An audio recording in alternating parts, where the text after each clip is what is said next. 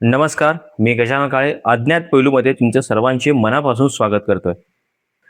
मित्रांनो, मृत्यू हा निसर्गाचा नियम आहे.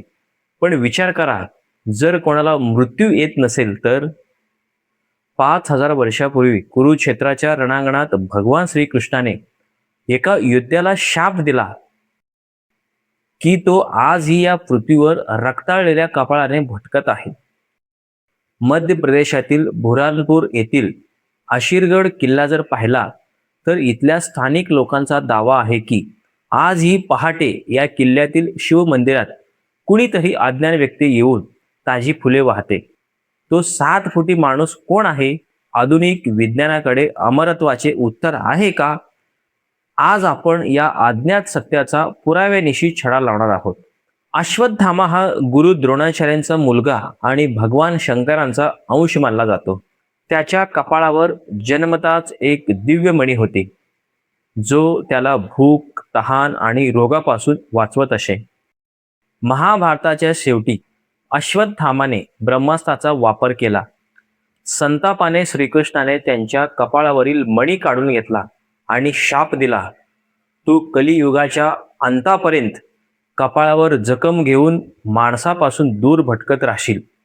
तुला ना मृत्यू येईल ना तुझी जखम भरेल. अश्वत्थामाचे आशीरगड किल्ल्यात प्रत्यक्ष दर्शन झाल्याचे देखील दावे करण्यात आले आहेत. या किल्ल्यात एक प्राचीन शिवमंदिर आहे. किल्ल्याचा दरवाजा उघडण्यापूर्वीच मंदिराच्या पिंडावर ताजी फुले आणि चंदनाचा लेप लावलेला असतो.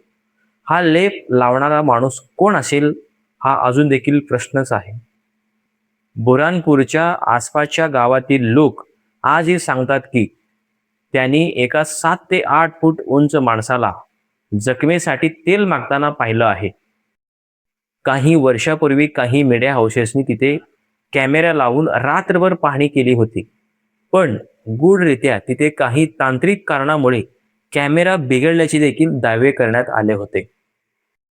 ही एक 18व्या शतकातील एक घटना आहे.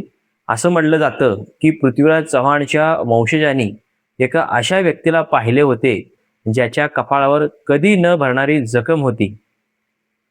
ब्रिटिश काळात एका रेल्वे इंजिनियरने जंगलात एका महाकाय माणसाला पाहिले. त्याने केवळ एका हाताने मोठे लाकड हलवली होती. मग मानवी शरीर हजारो वर्ष टिकू शकतं का? हे देखील प्रश्नच आहे. आणि अमरनाथ आणि मानसरोवर परिसरातही साधू संतांनी एका महाकाय योद्ध्याला पाहिल्याचे दावे केले आहेत.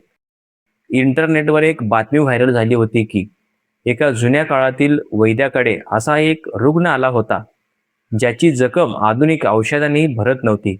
तेव्हा वैद्याने विचारलं तेव्हा तो रुग्ण गायब झाला. तर मित्रांनो, अश्वत्थामा आजही जिवंत आहे का? हा केवळ श्रद्धेचा भाग नाही, तर इतिहासातील असा एक अज्ञात पैलू आहे ज्याला आपण नाकारू शकत नाही.